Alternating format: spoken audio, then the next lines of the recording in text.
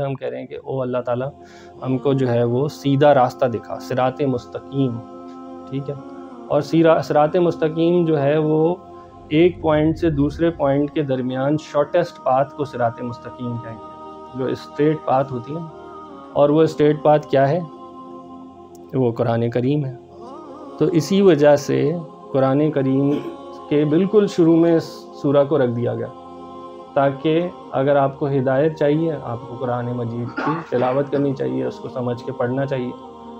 اور یہی ہم آج دیکھتے ہیں کہ امت جو ہے وہ جس بھی حال کے اندر ہے، کیا وجہ ہے کہ ہم نے اس قرآن کے متعلق کو چھوڑ دیا ہے، اس کے حقوق ادا نہیں کر رہے ہیں. تو اس وجہ سے ہم جو ہے وہ ذبح علی کا شکار ہیں، ٹھیک ہے.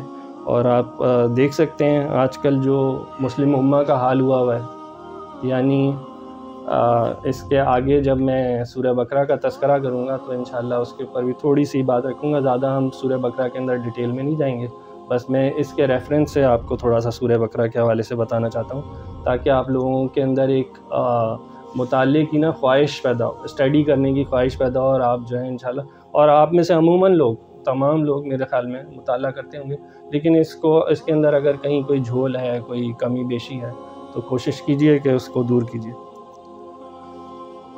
اچھا جی، اب ہم نے سیدھے راستے کے حوالے سے اللہ تعالیٰ سے ریکویسٹ کر دی. اللہ تعالیٰ نے جو ہے وہ اس کے اندر ہم نے آگے جو ہے نا اب ایکسپلین کر رہے ہیں کہ وہ سیدھا راستہ کیسا ہو، ٹھیک ہے. تو وہ سیدھا راستہ جو ہے ان لوگوں کا راستہ ہو جن پر تو نے انعام فرمایا، ٹھیک ہے. تو ایک ہم نے لوگوں کی کیٹیگری بتائی، ٹھیک ہے.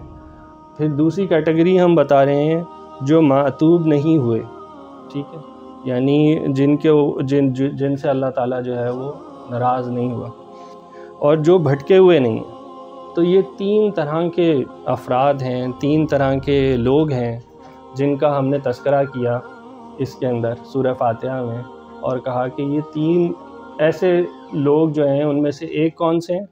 رائچیس پیپل ہیں، ٹھیک ہے.